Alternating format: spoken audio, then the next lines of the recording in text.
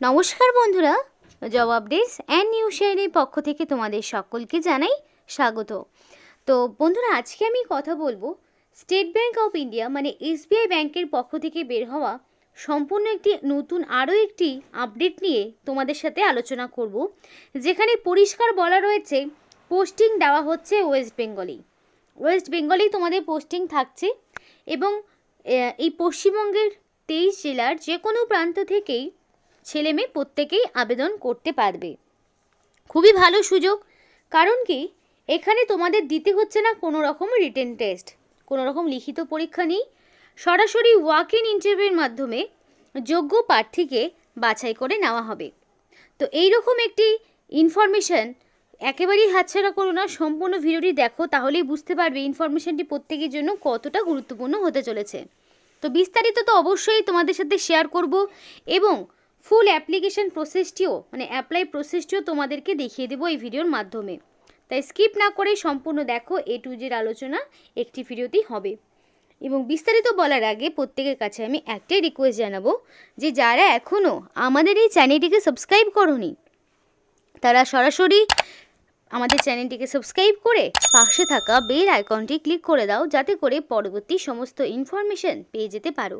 তো চলো বন্ধুরা, দেরি না করে এবার অফিসিয়াল নোটিশ নিয়ে বিস্তারিত আলোচনা তোমাদের সাথে শুরু করব। তো বন্ধুরা দেখো, এখানে তোমাদের নিয়োগটি করা হচ্ছে মানে অ্যাপ্লিকেশন করার ডেট হচ্ছে 23 তারিখ পর্যন্ত, মানে 23 জানুয়ারির মধ্যে তোমাকে কমপ্লিটলি অ্যাপ্লিকেশন সাবমিট করতে হবে এবং অবশ্যই সেটা অনলাইন অ্যাপ্লিকেশন করতে হবে। এবং অনলাইন অ্যাপ্লিকেশন 3 জানুয়ারি থেকে তোমাদের শুরু হয়ে গেছে, 23 জানুয়ারি পর্যন্ত জারি থাকবে।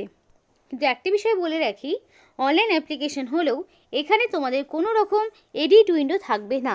সুতরাং কোনো কারণে তোমাদের যদি কিছু ভুল ত্রুটি ঘটে থাকে অ্যাপ্লিকেশন করার ক্ষেত্রে, তোমরা কিন্তু সেই চান্সেস পাবে না যে কারেকশন করবে। তো সেই কারণেই সমস্ত রকম প্রপার ইনফরমেশান দিয়ে এখানে অ্যাপ্লিকেশন করবে। তো এখানে দেখো পরিষ্কার বলা রয়েছে অ্যাপ্লিকেশন করতে গেলে এসবিআই ব্যাংকের অফিসিয়াল যে ওয়েবসাইট সেখানে গিয়ে কেরিয়ার অপশানটিতে যাবে। সেখানে গিয়ে কারেন্ট ওপেনিং যদি যাও, সেইখানে গেলে সমস্ত ইনফরমেশন পেয়ে যাবে, যেখানে শর্টলিস্টেড ক্যান্ডিডেট, সিলেক্টেড ক্যান্ডিডেট সহ সকলের নাম দেওয়া থাকবে। যারা যারা অ্যাপ্লিকেশন করবে তাদের মধ্যে থেকে বাছাই করা হবে এবং শর্টলিস্টেড ক্যান্ডিডেট ছাড়া বাকি কিন্তু কাউকেই ইন্টারভিউতে ডাকা হবে না। তাই জন্য যারা অ্যাপ্লিকেশন করবে তারা রেগুলার বেসিসে এদের অফিসিয়াল ওয়েবসাইটে ভিজিট করবে, কারণ শর্টলিস্টেড পাবলিককেই কিন্তু ডাকা হবে। এরপরে দেখো কী কী ইনফরমেশান রয়েছে সেগুলো দেখাবো।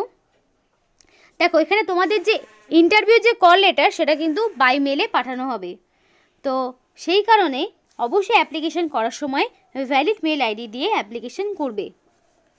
এবার একটা বিষয় বলে রাখি, দেখা গেল ইন্টারভিউতে কাট অফ মার্কসে ফাইনাল মেরিট লিস্টে দুজন ব্যক্তির নাম সেম দাঁড়ালো, তাহলে কি হবে? যার বয়সে যে বড়, যার এজটা বেশি, তাকেই কিন্তু আগে এখানে নিয়োগ করানো হবে।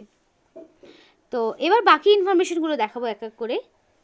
তো এখানে দেখো সিলেকশন প্রসিডিওর কি বলা রয়েছে। তো সিলেকশন প্রসিডিওর পরিষ্কার বলা রয়েছে শর্ট লিস্টিং অ্যান্ড ইন্টারভিউ, অর্থাৎ শর্ট লিস্টেড ক্যান্ডিডেটকে ইন্টারভিউতে ডেকে নেওয়া হবে এবং শর্টলিস্ট তাদেরই হবে যারা এখানে অ্যাপ্লিকেশন করবে তাদের এখানে সমস্ত রকম কোয়ালিফিকেশান চেক করে শর্টলিস্ট হবে, তাদের সমস্ত রকম কোয়ালিফিকেশান চেক করে শর্টলিস্ট হবে। তো এখানে তোমাদের এবার দেখাই, তোমাদের যে প্লেস অফ পোস্টিং সেটা রয়েছে কলকাতায় তোমাদের প্লেস অফ পোস্টিং রয়েছে এবং পরবর্তীকালে তোমাদের ডিস্ট্রিক্ট ওয়াইজ হয়তো 1 থেকে 2 বছর সেখানে জব করার পরে নিজেদের লোকেশনে কিন্তু অ্যাপ্লিকেশন করতে মানে তোমরা কিন্তু চান্স পাবে নিজেদের লোকেশনে পোস্টিং পাওয়ার। দেখো তোমাদের দেখাবো হাউ টু অ্যাপ্লাই, কীভাবে অ্যাপ্লিকেশন করবে। তো অ্যাপ্লিকেশন তো তোমাদের বললাম এদের অফিসিয়াল ওয়েবসাইটে গিয়ে করতে হবে এবং অ্যাপ্লিকেশন করার সময় ক্যান্ডিডেটকে অ্যাপ্লিকেশন ফিস দিতে হবে।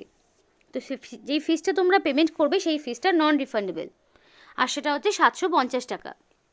এবং এই ফিসটা দিতে হবে জেনারেল, ওবিসি এবং ইডাব্লিউএস ক্যাটাগরিকে এই ফিসটা দিতে হবে। বাকি এসসি, এসটি এবং পিডাব্লিউডি ক্যান্ডিডেটকে কোনো রকম ফিস দিতে হবে না, তারা সম্পূর্ণই বিনামূল্যে আবেদন করতে পারবে।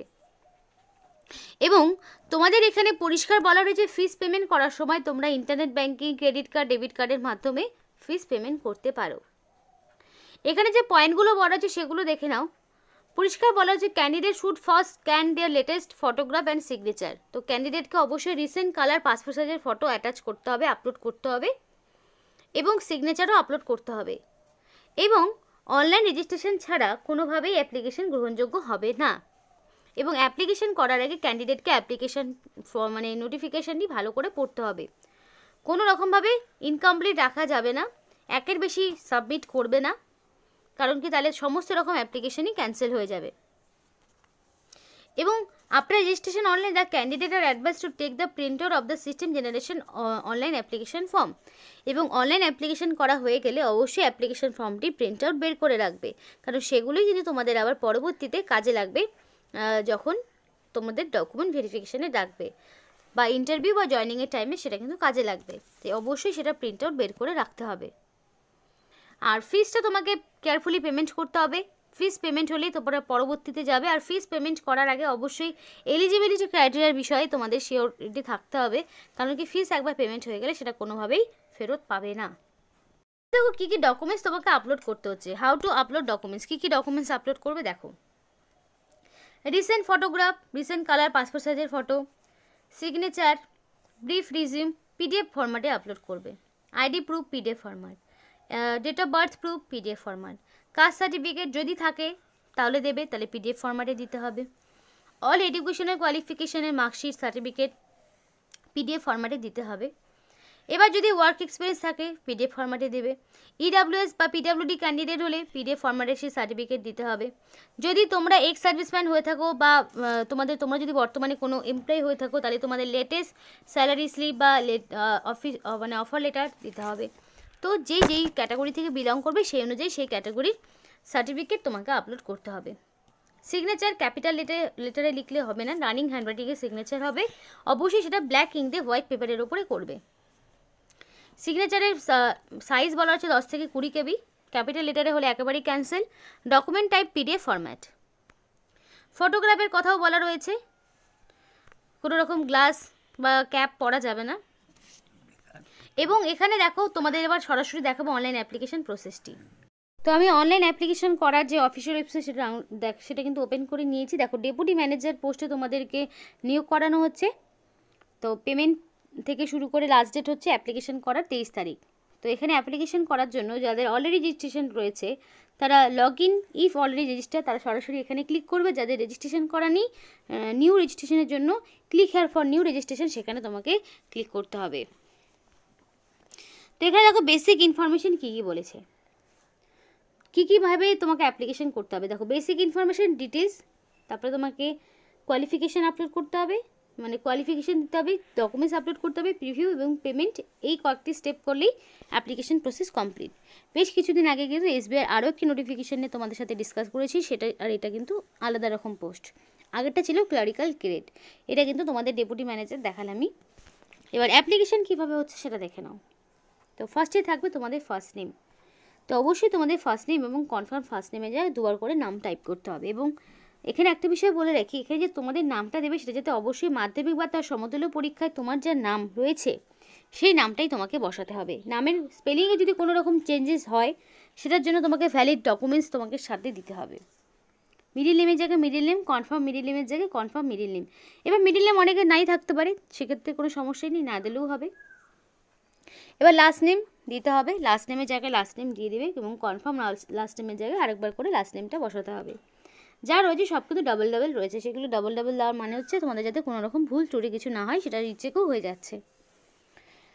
এবার দেখো মাদার্স ফুল নেম, মায়ের নাম চাওয়া হয়েছে, তো ফুল নেম এক জায়গায় দেওয়া রয়েছে, একবারই টাইপ করতে হবে, সেটা করে দেবে।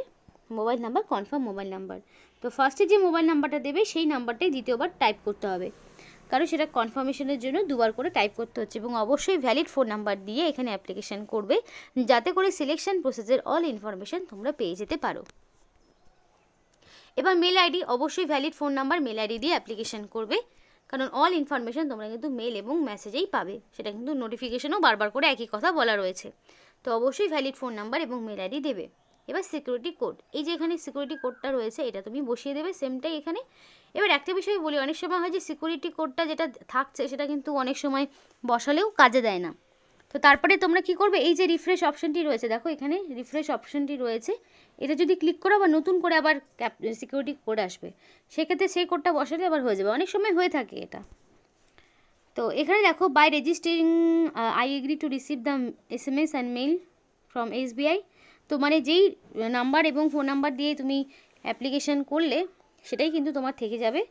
এবার এখানে রেজিস্টার অপশনে ক্লিক করলে তোমার রেজিস্ট্রেশনটা অলরেডি ডান। এবার রেজিস্ট্রেশন হয়ে যাওয়ার পরে পরবর্তী স্টেপ কী থাকছে, এরপরে থাকবে ডিটেলস, মানে ধরো তোমার নাম, বয়স, ঠিকানা, এজ প্রুফ, মানে এজ থেকে শুরু করে কোয়ালিফিকেশান সবটা থাকবে।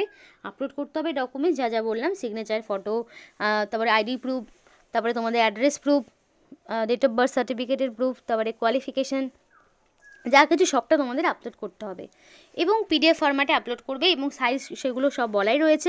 অ্যাপ্লিকেশন যখন করবে তখন সেগুলো সাইজ অলরেডি পাশেও দেওয়া থাকবে, দিয়ে প্রিভিউ করে লাস্টে পেমেন্ট করে অ্যাপ্লিকেশন কমপ্লিট হয়ে গেল। এবার কমপ্লিট মানে যে তোমার দায়িত্ব শেষ তা কিন্তু নয়, অবশ্যই পেমেন্টটা বের করে মানে প্রিন্ট আউটটা বের করে রাখবে, যেটা তুমি পরবর্তীতে দেখাবে। এবার এখানে তোমাদের যে পোস্টে নিয়োগ হচ্ছে ডেপুটি ম্যানেজার এবং পোস্ট গ্রাজুয়েট ডিগ্রি লাগবে হিস্ট্রিতে। স্পেশালাইজেশন হচ্ছে মডার্ন ইন্ডিয়ান হিস্ট্রি, যেখানে 60% মিনিমাম মার্কস রাখবে, সেটা যে কোনো রেকগনাইজড ইউনিভার্সিটি থেকে হতে পারে।